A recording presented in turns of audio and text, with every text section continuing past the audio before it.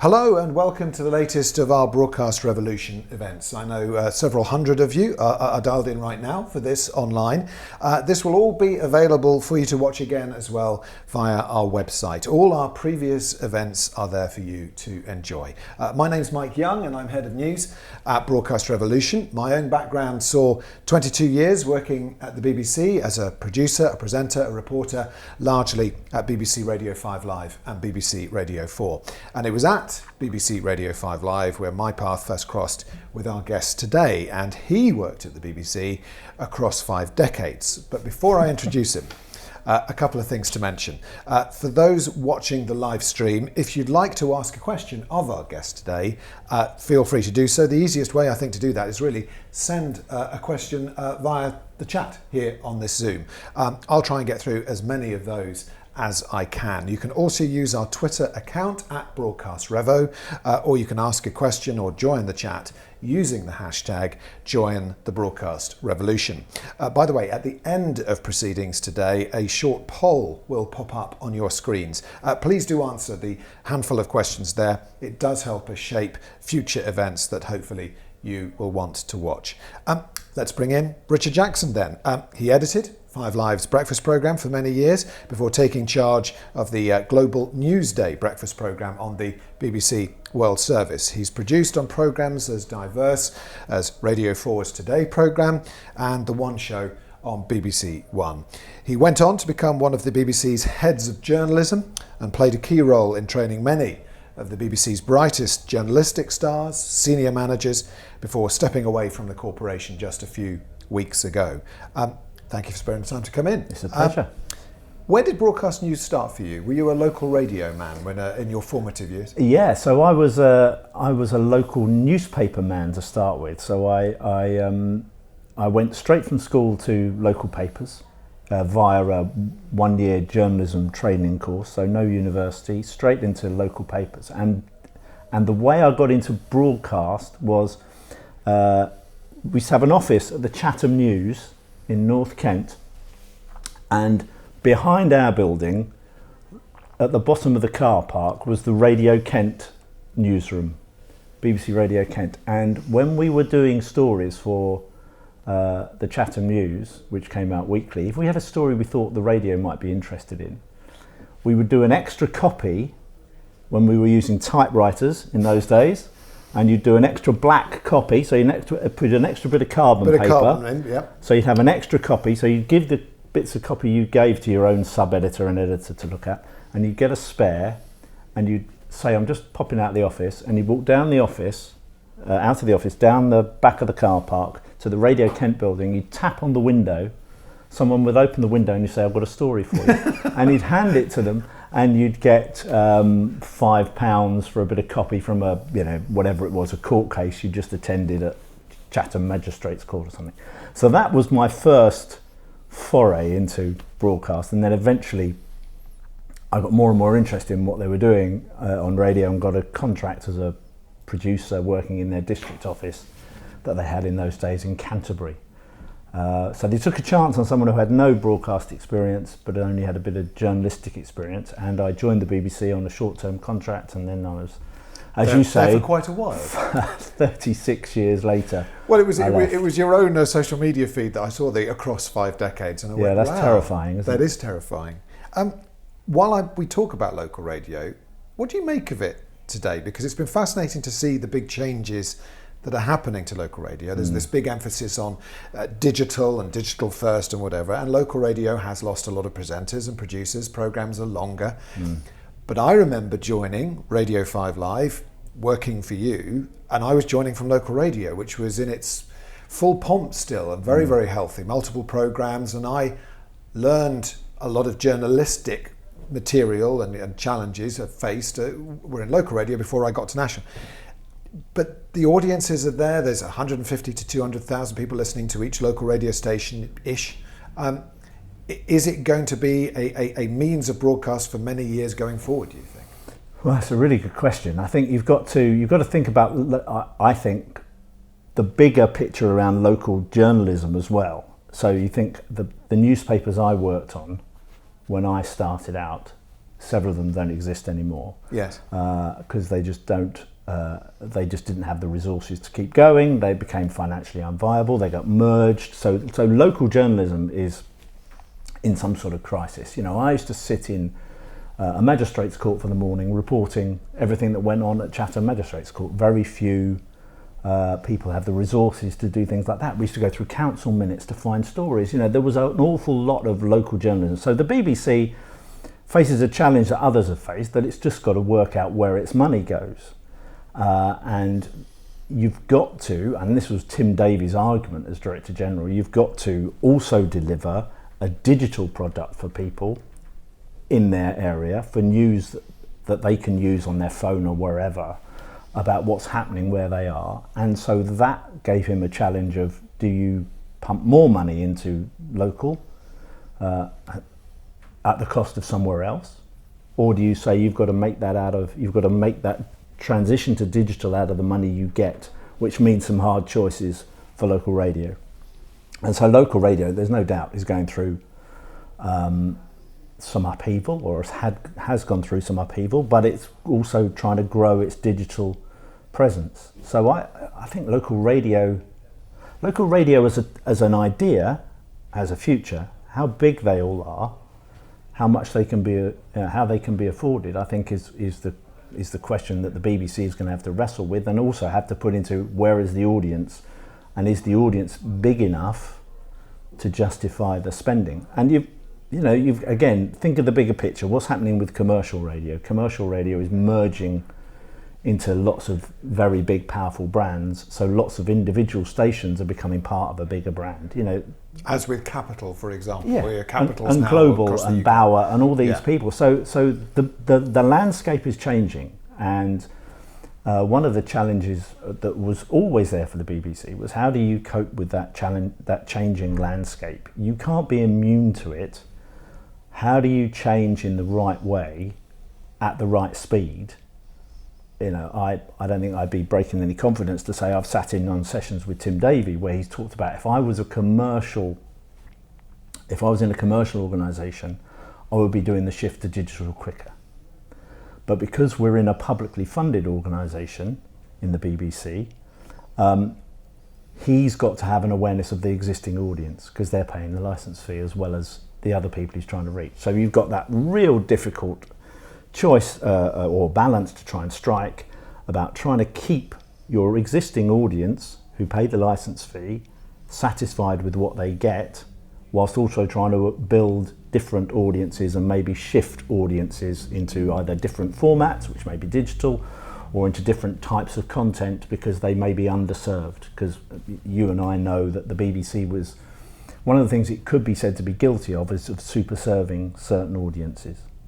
You know, the Radio 4 audience, the website audience, the BBC One audience often is a very similar group of people, and they get very, very well served. And what do you do about underserved audiences, particularly outside the southeast of England, around the UK, who are being asked to pay a licence fee as well? Yeah. And if they don't feel they're getting value for money, then there's going to be a challenge on the licence fee, which we're seeing, and there's not a surprise. And Tim Davie, again, I don't want to overquote him, but he talks about, I was at some sessions he was running with managers in the BBC a year or so ago, and one of the things he talks about is, you know, when he travels around the country a lot, you know, he's mindful of looking around and seeing every house and thinking, that house, there's a licence fee, and what are we doing for people in each of those addresses that you go past on the train or whatever you're seeing, and how do you make sure you're serving those people? And that's a dilemma and a challenge, and getting it right is going to be his job, and it's going to be very difficult. So for outside agencies, brands, organisations, companies, universities, what should they be thinking of when that's the BBC sort of, you know, thought process at the moment? Is it about making sure you're offering a broad array of voices from outside the southeast, for example, because that is very much what the BBC appetite is for journalistically at the moment? Well, I think there are some things which people are probably aware of that are happening in the BBC and elsewhere. One is the 50/50 project, which was around getting voices. This was about trying to get to the point where you had 50% women, 50% men on air as guests. Yes. Basically.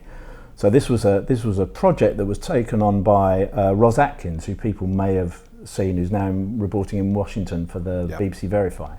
But he took that on as a project. He felt very passionately about it because he was aware, as lots of people are aware, that you tune into many of the BBC output and lots of other news output, and it's dominated, or was dominated, by white men. And so what could you do to change that? And so the first step was to try and make it 50-50, and the BBC has had some success in getting towards that, and it's become a bit more of an industry initiative as well. Other people have picked it up. Such as Sky? And the other broadcasters have taken it on, and I know the BBC has also been thinking about, okay, how do we make it about other things as well? So on a staff basis, the BBC talks about 50-20-12, which is gender breakdown, ethnic diversity breakdown, disability, and how do you get to the staff levels across all grades, which are 50-20-12, and should you be trying to do that as well with your guests? So there is no doubt that if you are an organisation which wants to get its message across, if you look at the people who could speak to the media and you think they all look the same, that's probably not a great position to be in, because the producer you're talking to on an individual programme may be looking at the programme they've got in front of them as a whole and thinking, I've got a problem here, because how do I make my programme feel like it's got a reasonable balance? Now, no one's asking individual programmes, every individual edition of a programme, to meet that target, but across, say, a month, you've got to be broadly in the right place. And it's a challenge. If you're the Today programme and the government are putting up a male minister and the opposition are putting up a male spokesman and whatever, and you may feel you're in a difficult place. So I'm sure people are, but be aware of that is the context you're in. So the more range of voices you can bringing diversity in all sorts of ways, in all its manifestations, then that's going to be to your advantage as well. And when it comes to the telling of stories and the material that's being offered, how much is the concentration within BBC News around making sure that other regions, other parts of the BBC, that making sure Wales, Northern Ireland, Scotland are particularly well served? Would you say we're now at a point where the demand is stronger than ever for that? I think it's one of those constant things that I experienced, which was always there in the ether, that you need to do that and need to do it better. You need to get around the UK. You need to be representing what goes on. Now, you see it particularly clearly. For example, if you ever watch Budget Day coverage, you kind of see that happen. So there's a clip of the Chancellor of the Exchequer. There's a clip of the Shadow, and then you get the SNP, the Lib Dems, and the Greens, and maybe one other. Because you've got to hear that range of voices. So there's always a pressure on the BBC and all broadcasters, I would imagine, to make sure you're hearing from across the UK and a range of voices. I think that often the pressure of stories brings things back to the centre a little bit, and suddenly there'll be another push to hear more from regions. I expect people have noticed that the 10 o'clock news over the last year has occasionally broadcast from Belfast and Glasgow and Cardiff. And now the 1 o'clock news is presented from Salford. And doing all of that is an attempt to, in a way, make a bit of difference. To try and see, well, what is it, because sometimes just moving a programme somewhere else gives you a different perspective, or having someone based somewhere else gives you a different view. So it's always a pressure on the organisation to do it. Does it always get it right? No, I don't think it does. But the more people can see themselves as helping do that. If you're running a business in the northeast of England and you've got a story to tell or a view that you want to be heard, that's quite a compelling thing to hear, rather than it being a think tank in central London, for example. I would say that certainly when I joined Radio 5 Live in 2007. When did you join 5 Live? When was your... Well, when it was launched, so in from- 1994. Right, okay. So I always saw it as actually one of those great ambassadors for trying to make sure that the entire UK was better reflected. What would you say today if somebody's going to go on Radio 5 Live and they're going to go on Radio 4, for example? They're going to go on the Today programme and 5 Live Drive or 5 Live Breakfast. What are the differences between those two speech networks where there are speech news programmes? What would you say are the key differences now? Well, I think it's a tricky one. We used to have, when we launched 5 Live, Jenny Abramsky, Dame Jenny Abramsky as she is now, was the controller. And she had a phrase for the start where she said, I want it to appear like we're in a balloon hovering somewhere over the UK so that it doesn't feel like we come from anywhere. You know, we're not a London-based station. That was her ambition. How well we achieve that, others could decide. So there was always that push to try and feel like you're out of London. 5 Live, for example, and Jeremy Vine, for example, will, on Radio 2 will have a more conversational style. It will be more informal. It will probably be a bit more wanting to get you involved in a broader conversation, maybe engage with what the audience are saying, maybe engage with other voices. But the Today programme is an evolving beast as well. So I mean that it is changing as well. So I think you can over worry about the difference, about the different bits of output. I think the key thing for me is understand what you're going into. So don't go into it thinking they're all the same. So a Nick Robinson interview is not going to be the same as a Susanna Reid interview on Good Morning Britain. So you've got to understand the context you're going in. But I think the most important thing is be clear about what it is you are trying to achieve. The message that you want to get across. Is it the message? Is it the profile? Is it the awareness? What is it? What's your goal, and what does success look like? So that is it the fact that the person was on the programme? Tick, success. Is it that they landed a point about X or Y? What is it? And I think also try and keep those, have only one or two objectives that you're quite clear about as to how you think that might work. And then I think to also perhaps think about which output is then going to serve your needs best. And that might need a bit of work to work out. So do you want to be a panellist with Laura Kuenssberg on a Sunday morning? Do you want to be a guest on the Today programme? Do you want to be part of a phone-in on 5 Live? What is it you want to do? Do you want to be on LBC? Where do you want to sit in that bigger mix? And just being aware of that and thinking that through, I think, is probably quite helpful. Is there any consistency when it comes to, and the first of our questions coming through, and do keep them coming through on this Zoom feed, on the chat side of things there.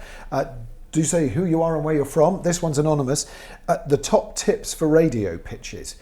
You'll have seen many a radio pitch in your time across global coverage, across domestic coverage, local coverage. What's a good pitch? Well, I think what's the basics? Yeah, I think to the point I just made, make sure you understand the bit of programming you're targeting. The program you're aiming at. So why would that program want to hear from you? If you get a generic pitch, which is just the same email that's gone to a whole load of people on a mailing list, that kind of is a bit of a switch off. Yeah. Because it's a bit scattergun. So so if you really want it to be on a certain bit of output or a certain, there's that making it personal, reflecting back. A successful pitch might say, I heard so and so on your program this morning talking about this. We've got this person as a guest or whatever who might be interesting, or we want, if you're interested in more on that story, we've got this angle. Making it topical, making it relevant, making it easily digestible, make it a good bit of journalism. If you don't hit us with the headline and in the top couple of bars, you're going to struggle, because you're dealing with people who are very busy and got lots of other demands on them. So you've got to make it so that it stands out, and then it demands attention. And don't be afraid of no. Don't be afraid of people turning you down, or people, maybe not getting back to you.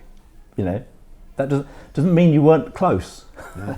It might be just that you need to be persistent, or you need to find the right moment. What I found, certainly when I was putting together 5 Live programs, is I'd often see a story, a contributor, a voice, and I go, that's great. I don't want them today. I don't want them tomorrow. But actually, a month later, there's suddenly a phone in you're putting together, and you go, that person might be right for that. Yeah. And so it's laying the eggs, doing that groundwork or whatever. Yeah.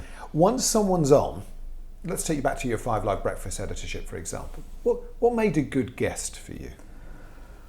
Well, it's someone who engages with the style of the programme, someone who will engage with the topic.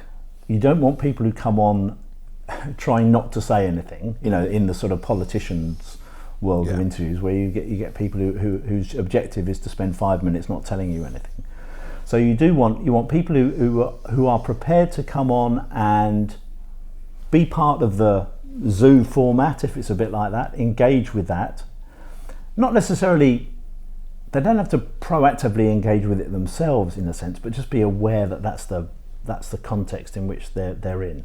But being open to that, I think being able to think on their feet is fantastic, because certainly on a program like 5 Live Breakfast, we often, and any breakfast program essentially, this is obvious, but you start planning it the day before. The world can change 5 minutes before you go on air, and suddenly it often did. So the program you had in mind at 11 o'clock the previous morning is kind of thrown in the bin, or it's evolving while you're on air, or something's happening while you're on air.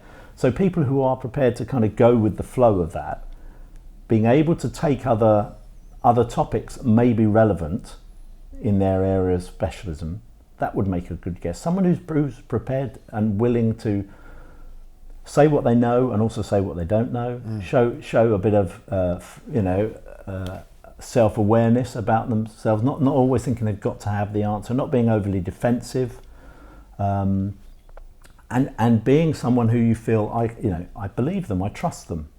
They sound credible, and they say it like it is, and that doesn't mean you've got to agree with whatever questions being put to you or whatever. Maybe that you're very forcefully answering your point. But being able to engage with the style and manner of the programme is really important.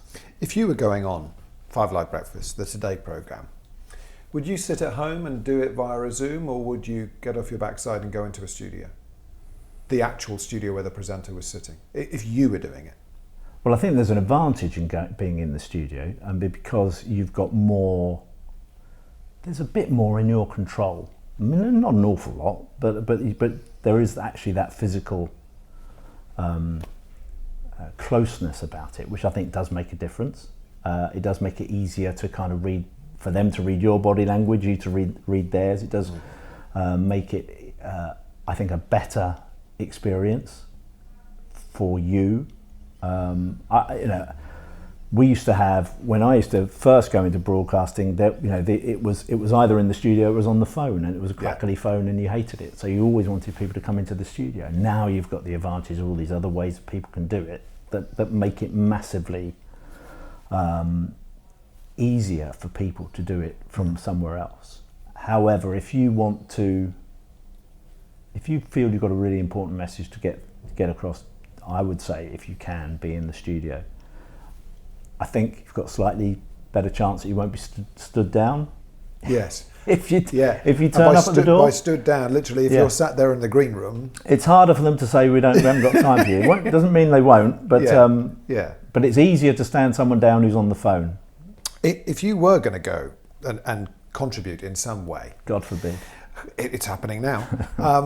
Would you do it live or would you do it pre-recorded? Because actually another one of the questions that's come through to us is, how are podcasts shaping how daily news is consumed? And what I find fascinating with news podcasts, if you look something like the news agents, is if you're trying to cover something that is fast evolving, that to me is where live radio or live television news is king. because they can keep up. The moment a podcast is out there, it's out of date. But would you prefer to be part of a pre-recorded news podcast these days? I mean, the audiences to them are considerable. Again, I think it probably depends on what is your objective in doing the interview. I think that, a podcast generally would give you more time, because they are less time bound than than the traditional multi-element program. If you're thinking of a Today program or a Good Morning Britain or LBC, where you're trying to run through a number of different items. So I think doing a podcast, can give you more time. You still run the risk, if risk is the right word, that what you say will be clipped out of it. Yeah, if it's pre-recorded, it might be edited out. And of course you've got, the great thing about live is if you said it, they heard it.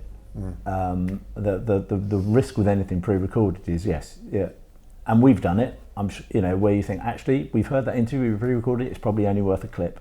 Yeah.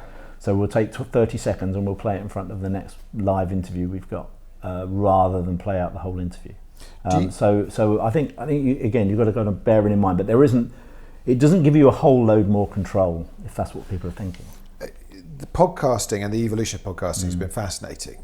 Do you think there's going to be a time where podcasting maybe doesn't eclipse live broadcast, but is certainly absolutely neck and neck with it? Because I see that the Today programme has launched its own podcast relatively recently, but there are a sea of podcasts out there. Yeah, I think we'll end up with a different ecology, which is somewhere between the two.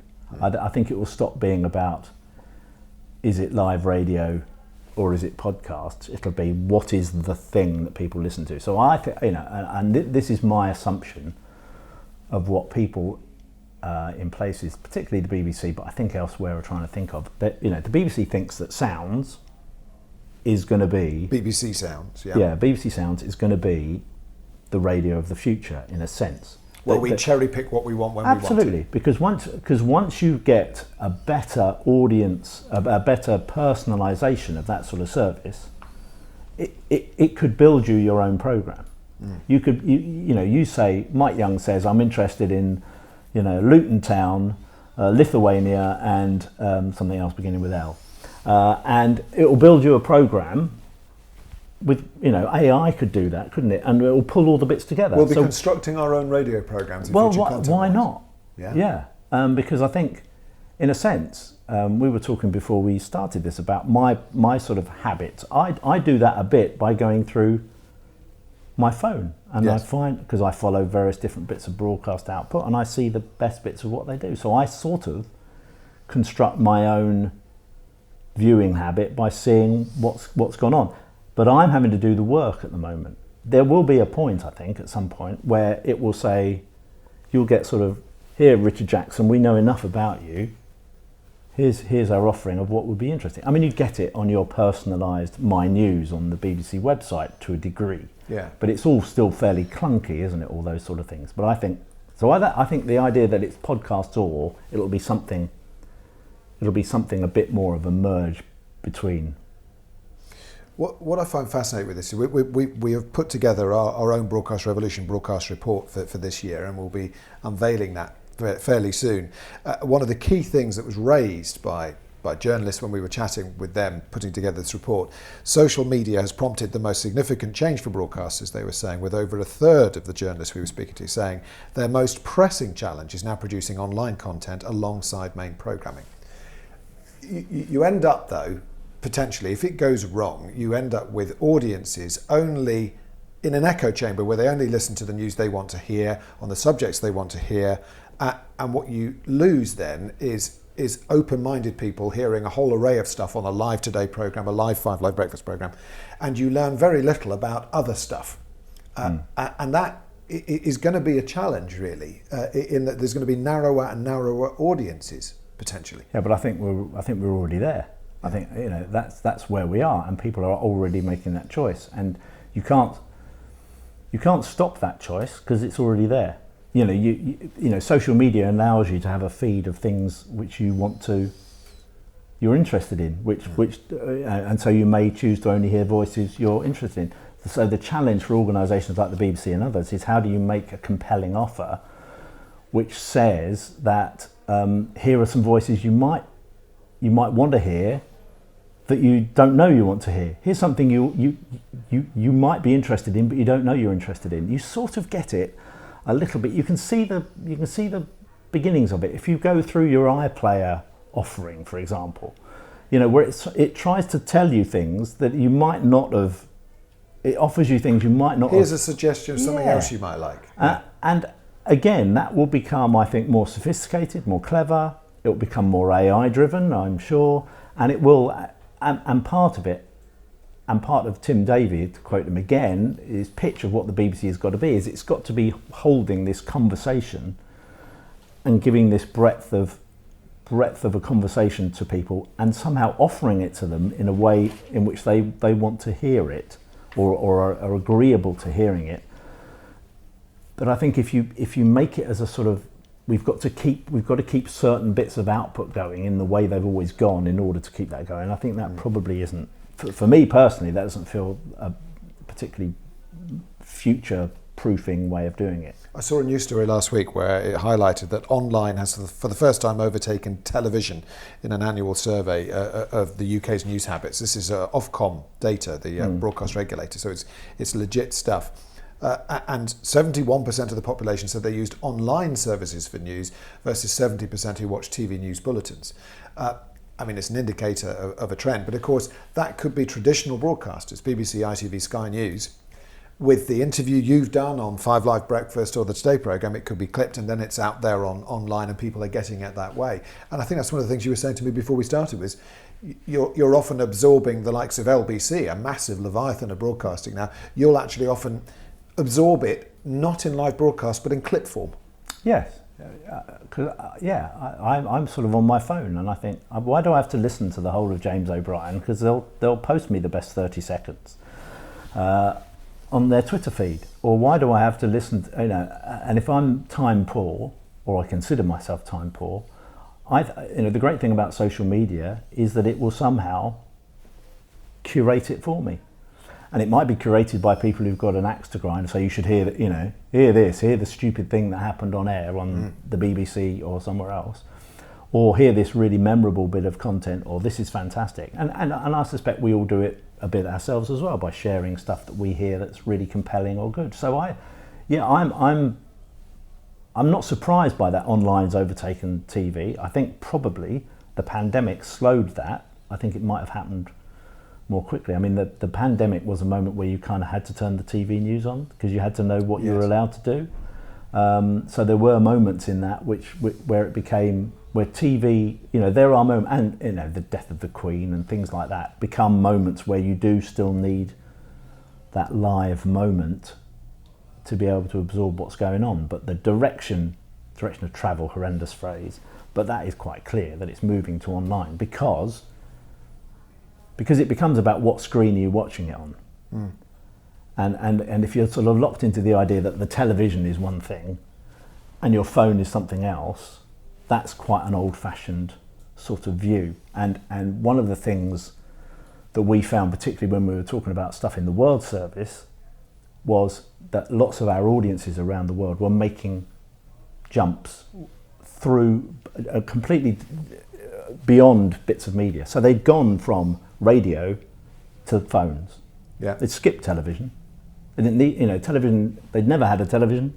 They didn't need a television now because everything they want to see is on the phone. So they've jumped, a generation. Whereas in this country, because we've had television for 50 years or whatever, we've got a much more sort of broadcast heritage, which means we're going to be slower to move. But those rapidly evolving parts of the world are going to skip it quicker than perhaps we are here. You mentioned the World Service, and I wanted to ask you about that because a lot of the people watching this might well want to feature on a massive global broadcast. Why wouldn't you, in many ways? Take us back to first principles. You went from 5 Live Breakfast, eventually you were editing essentially the breakfast programme for the World Service.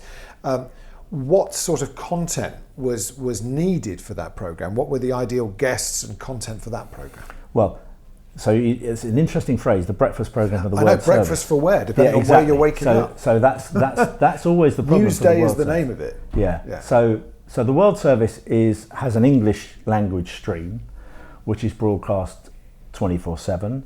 In different countries, they will hear different things at different times, relevant to them. So there are different versions of that stream. Some of it is people listening to a World Service stream on their radio. Some of it is through partner stations. So there's a whole different ecology of how people get to hear it. The thing that's very different is that stories have to resonate have to work on a global scale.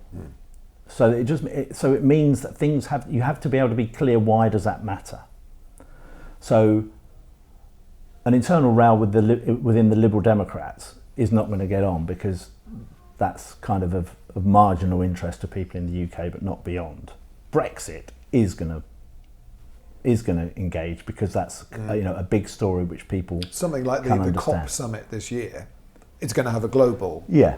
The risk with the World Service always, when I was involved with it, that I felt that it was so easy to just be obsessed with wars and summits and elections, because there are so many of all of those that there's no time to do any other stories, and so you have to kind of push quite hard to get out of that environment. But how do you do a story like the floods in Central Europe at the moment, which is a big story if you're in Central Europe? But if you're in the rest of the world, would you think, well, floods happen quite a lot.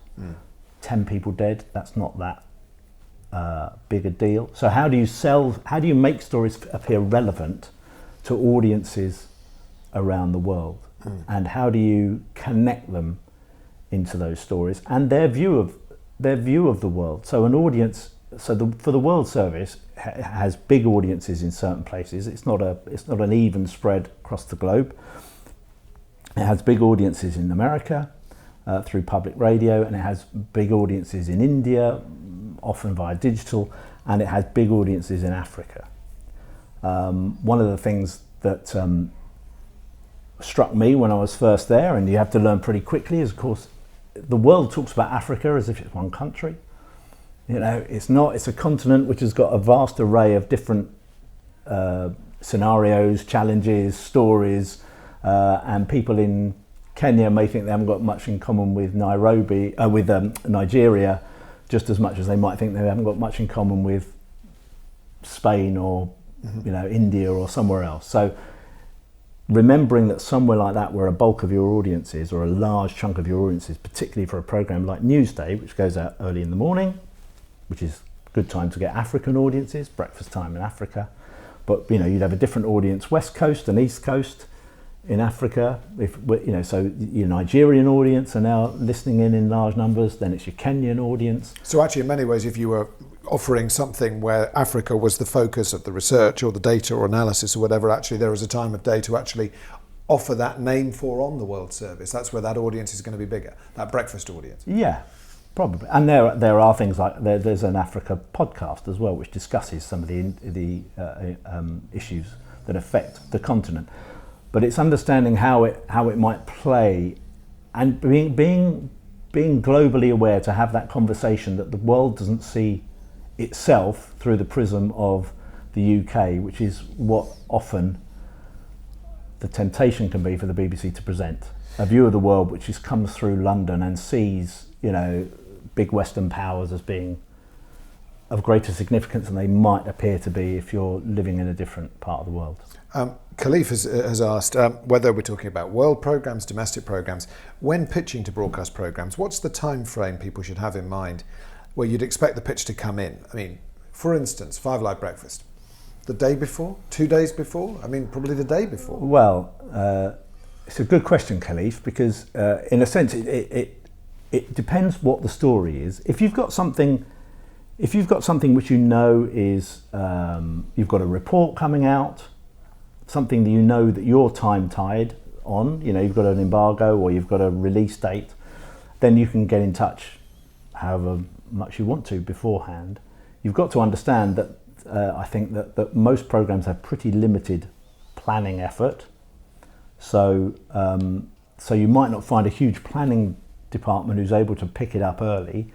But if it's a story that's going to need some work, some development, then I would give it as much notice as you can. But something straight up and down could be the day before. It could be the day before, it could be while you're on air. Yeah. You know, it could be, I hear you're talking about that this morning because it's just happened. We've got a guest. Are you interested? Yeah. You know, that could work. Might not, because you may, we had, who was the guy who ran BHS? What was his name? All right. Rose? Yeah. Very, very rich man with lots of yachts. So remember on 5 Live Breakfast once, he texted in because he heard something on Wake Up to Money, which was the programme just before us, where they were talking about what was going on with BHS, and he took exception to something that was said, and he texted us, and we got him on the programme as an interview. So things like, you know, it's not an easy answer because it will depend. Sometimes you want things now because you're on air and things are happening. Sometimes you have got a bit of time to think about it. So, but if you've got a report coming out and it probably needs some absorbing and some work done on it, give them as much notice as you can. Planning teams at the BBC though have been phased down a bit. I mean, I know there's been a constriction of staffing. Well, there are fewer people planning. I think, you know, it's often seen as an area which is the first to try and trim. Yeah. And perhaps the expectations of those planning teams are different. I think there's a lot of effort in the BBC to try and think, okay, which stories are going to travel for most outlets on a given day. So let's do 15 stories that are big and make big impact, rather than 30 stories where half of them don't get noticed. You know, there was some internal work done within the BBC, which showed that there were an awful lot of stories being done which didn't really connect with audiences very well. And if you focus the effort on making sure that your big hit stories got maximum exposure, maximum impact, that was the way in which both you built audience appreciation of what you're doing, but also it maximised your impact in the wider market. So there are specialist teams within the BBC in spread around the UK. Yeah. So for science and technology, or for family, for health, for foreign affairs, all those. So, you know, go to a specialist team if it's about that topic, and they can then help liaise as to whether that gets onto multiple outlets. But the proviso being that it's got to be that sort of big enough that they're going to want to do it. What's the sort of story that you would have loved hitting your inbox is one of the questions we've got here. And also, I mean, there's another one here. What puts you off taking a story or a spokesperson? So go on, give us your dream if you were putting together a national radio programme right now. Oh my goodness, that's a good one. Well, I suppose someone who says so if I was doing the Today programme or something today, and someone rang up and said, we've got someone at our university who studied flooding in Central Europe and why, you know, it's worse now than it's been for 50 years or whatever it might be, I might be quite interested in that. If that feels timely, I'm going to get some expertise, I'm going to get some insight. That takes me away from sort of straight reporting of someone splashing around in water and saying how awful it is. So I think that sort of timeliness and relevance is really important. What puts you off is that kind of generic, a generic pitch, or a pitch which feels like, we don't do stories like that. You know, people who send you an email which says 33% of contestants in Love Island say X, Y, or Z, and you think, really? You know, do you think, you know, that's not our audience? So therefore, I'm going to be, if I see something coming with the same sort of strap line as that in the future, or same address line even, I might be put off. So, I mean, and I understand that they don't want to have to do 50 different pitches to 50 different people. That's going to be hard, which is why I think about what is it what's your if you could only get on one outlet, where would you want to be? Maybe and what work would out you your do? top 5 outlets and actually craft something for each of those outlets. Yeah. Is Or a good way of doing it. Or your pitch might be, I'm going to pitch it to 100 outlets, and if 3 of them pick it up, that's good. If that's what your success looks like, great. Yeah. But that might be local radio here and there, or something different, and you may not have the impact you want. So I suppose it's trying to pitch and be resilient if it's a no, and be prepared to push back. If you think actually you've missed the point here, or I don't think you're, make sure people are aware of the offer, which might take a bit of persistence and may avoid even annoying people a little bit. Jack asks, thanks for this one, Jack. Does it help if you're provided with a link within a pitch so that you can actually see the potential guest speaking, so you have an idea of how they come across? I suppose these days that's easier and easier because so many people have done their own TikTok video or whatever. I think that's a good point, Jack. That would be a good thing. That makes sense. Here's a good speaker, and actually here you can click on it and see it. Because what you don't want is someone who says, "Here's a good speaker," and you put them on and you think, "Well, I don't know why you thought they were a good speaker." Yeah. So having some evidence, and you've got to. It may be helpful to remember that sometimes the producer has got to go and then persuade his editor or her editor that this person's a good idea, and so that again, a link might be quite useful. But make sure it's a short, pithy link, and it's not to a half an hour podcast or something that you've got to trawl through and work out which one's them.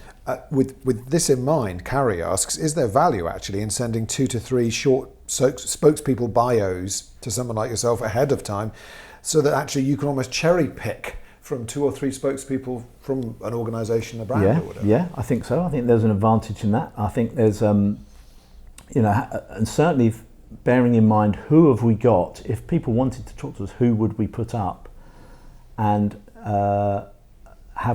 who would they like to speak to out of that group may help. Having some diversity of choice can be helpful. Yeah. So your guest might be on 5 Live Breakfast. What you then do with it in terms of clipping it and pumping it out on socials is up to a point up to you. Yeah, I think so. There are probably some IP questions there. Yeah, who owns that clip? But you may also do another interview at the same time yourselves, which gets him to say exactly what you want to say. Yes. I mean, you see it all the time. If you watch a big sports tournament now, you know that lots of the pundits are doing various different roles. Yes.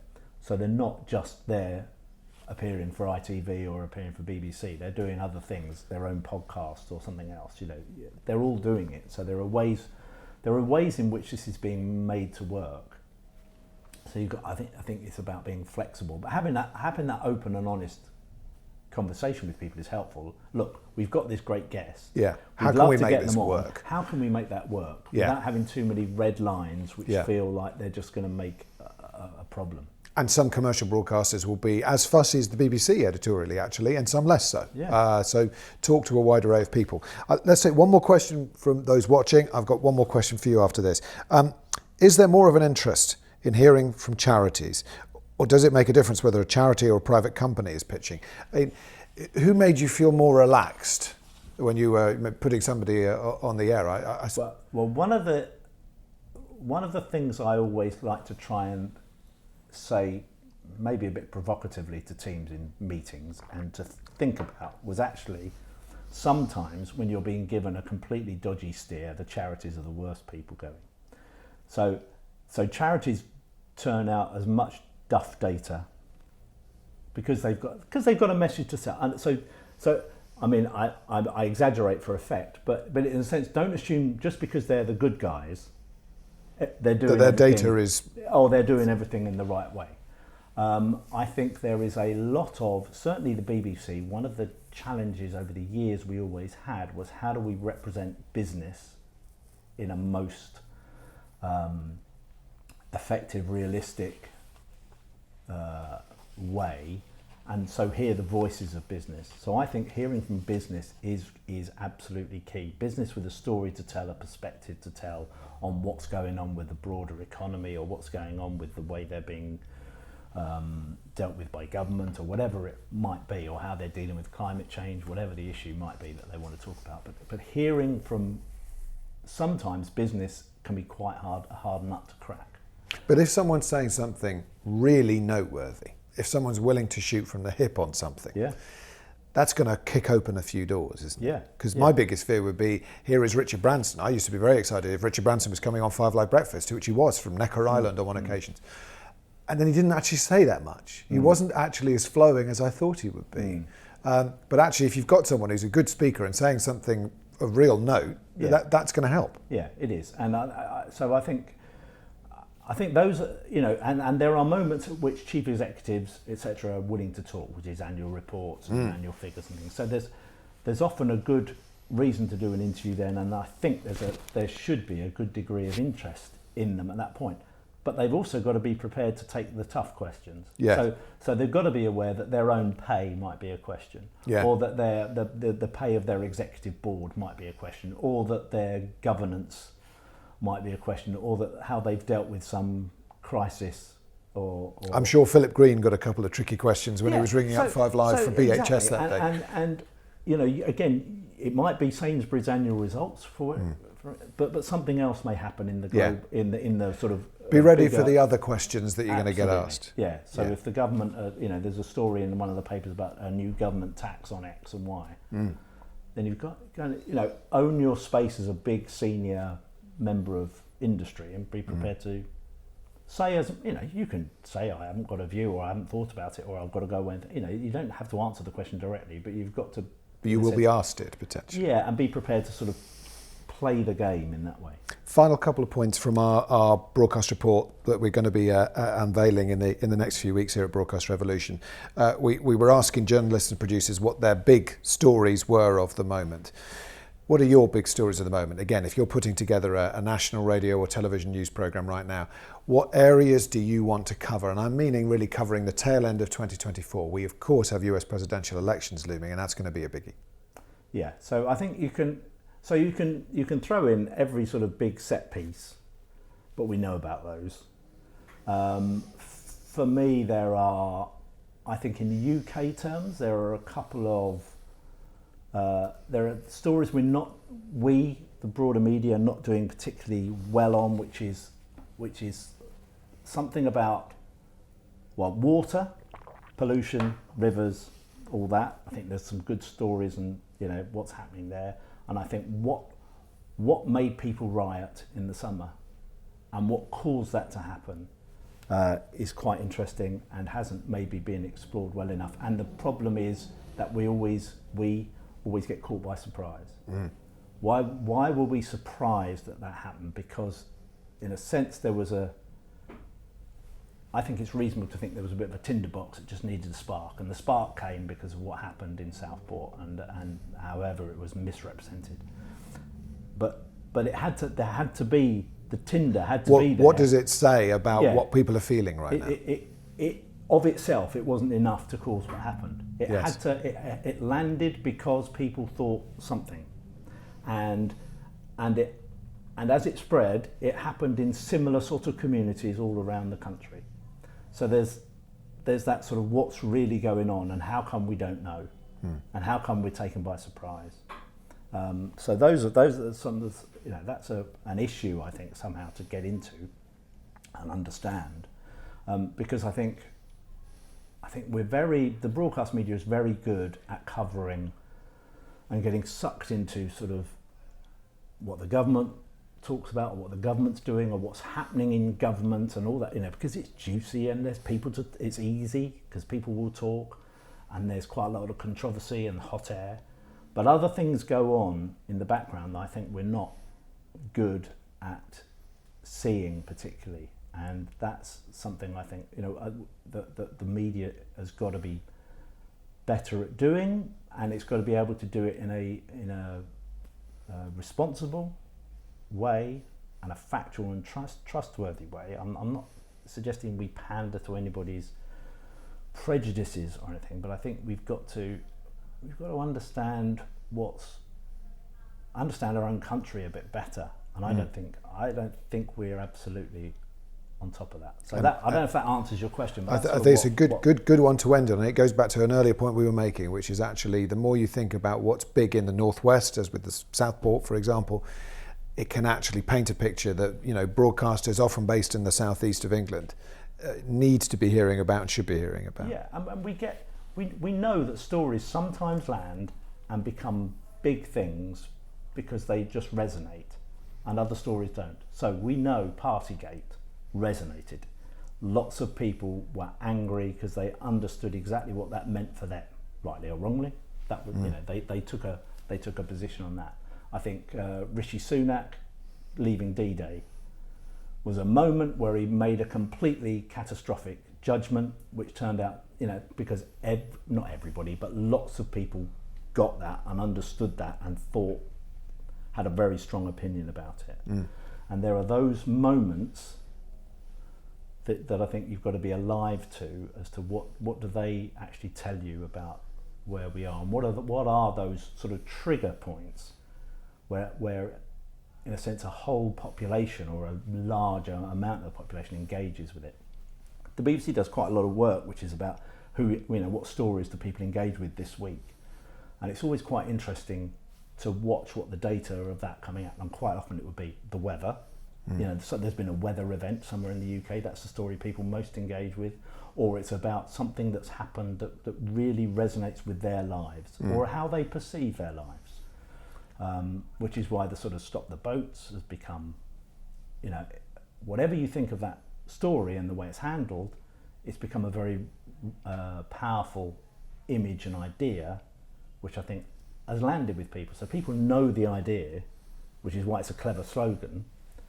So Sunak did quite a clever thing by coming up with a good slogan. What he wasn't able to deliver was the solution, but it absolutely lands that as an issue. And I think the media has got to be a bit better at doing that and not getting into the things that are easy to do, which are the elections, the summits, maybe the wars. Have a little look at what's trending on Twitter. Have a little look at the most read stories on the BBC News website. And maybe not Twitter, maybe elsewhere as well. Because there's so much else out there. And now. Twitter's a decreasing force, I think. Yeah, I should say X.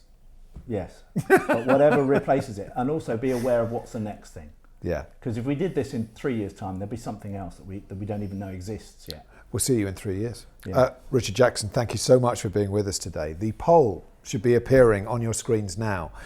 We'd greatly appreciate your input, as it does help support and shape these events in the future, who you would like us to interview and speak to. We'll keep you posted on the next event, and we'll be bringing you details of the findings from our Broadcast Report 2024 in the coming weeks as well. In the meantime, thanks for watching.